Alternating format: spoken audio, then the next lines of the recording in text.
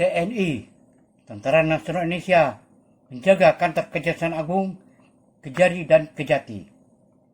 TNI, Tentara Nasional Indonesia, biasanya tidak secara rutin menjaga kantor Kejaksaan Agung karena tugas utama pengamanan lembaga sipil seperti Kejaksaan Agung berada di bawah kewenangan Polri, Kepolisian Republik Indonesia.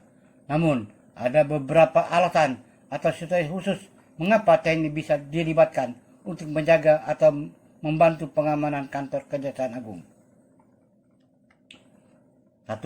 Permintaan resmi atau koordinasi antar institusi.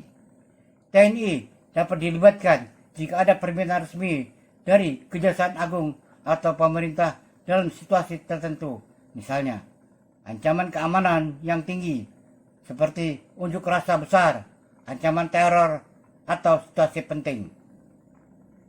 2. Operasi gabungan TNI Polri, terutama dalam kasus-kasus besar yang menyangkut keamanan nasional. 2. Penegakan hukum dalam kasus sensitif. Dalam kasus-kasus besar seperti korupsi, kelas kakap, atau perkara yang melibatkan aktor-aktor penting, pengamanan ekstra mungkin dibutuhkan agar proses hukum berjalan lancar, sehingga TNI bisa dilibatkan dalam dukungan keamanan terbatas. 3. Status siaga nasional atau keadaan darurat.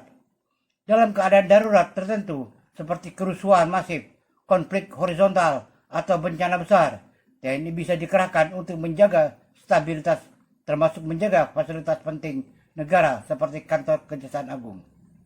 4. Kegiatan seremonial atau khusus. TNI juga bisa dalam kegiatan seremonial, upacara, atau acara resmi di Kejaksaan Agung yang membutuhkan protokol keamanan tingkat tinggi. Jika melihat TNI menjaga Kejaksaan Agung baru-baru ini, kemungkinan besar ada strategi khusus atau kasus-kasus besar yang sedang ditangani, dan bisa jadi hal tersebut menjadi sorotan publik atau media. Berikut adalah beberapa perkembangan terkini mengenai TNI, Tentara Nasional Indonesia, hingga akhir Mei tahun 2025. 1. Konflik di Papua Tengah. Status darurat diperpanjang. Di Kabupaten Intan Jaya, Papua Tengah, TNI memperpanjang status darurat selama 14 hari hingga 27 Mei tahun 2025. Keputusan ini diambil setelah bentrokan mematikan antara TNI dan kelompok separatis Orasi Papua Merdeka (OPM) pada pertengahan Mei. TNI melaporkan 18 anggota OPM tewas dalam operasi yang juga menyita senjata dan simbol separatis. Namun, OPM menuduh TNI melakukan pelanggaran, termasuk penggunaan ranjau darat dan penembakan sembarangan terhadap warga sipil.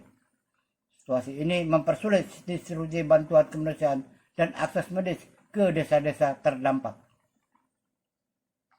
2. Penunjukan mantan Jenderal TNI sebagai Kepala Bea Cukai.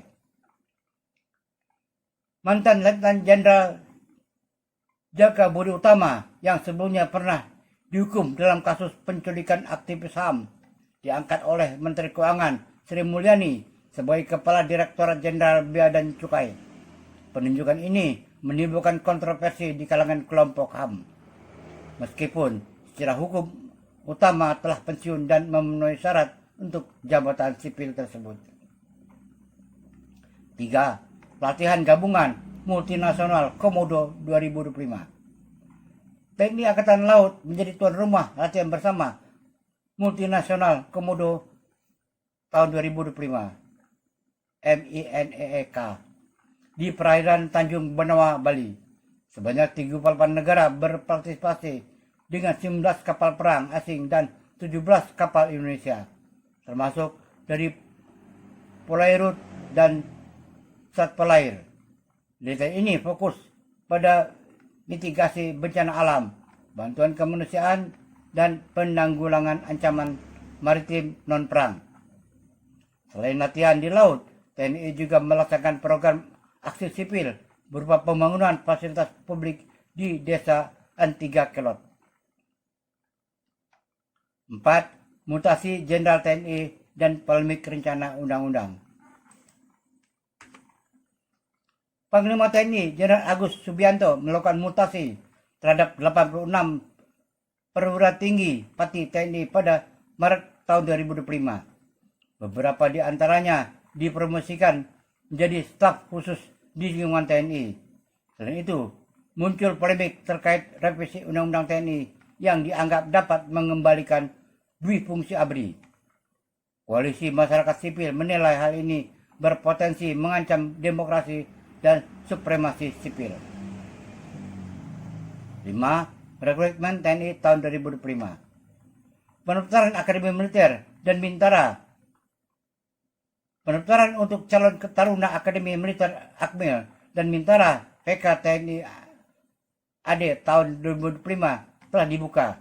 Informasi lengkap mengenai syarat, jadwal, dan lokasi pendaftaran dapat diakses melalui situs resmi TNI atau melalui kanal berita yang terpercaya.